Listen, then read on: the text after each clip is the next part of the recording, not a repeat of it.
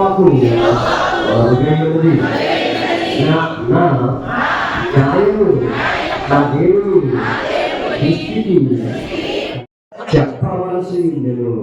నీ మాటను బట్టి నీతివంతుడు నీవు తీర్చునందుకు, నీ మాటను బట్టి అపరాధం కనుక నీ ఆత్మీయ జీవితం బలపడాలంటే వాక్యం ద్వారా నీవు ప్రేమ కలిగి సమస్త పరిశుద్ధులతో ఏం చేయాలంట?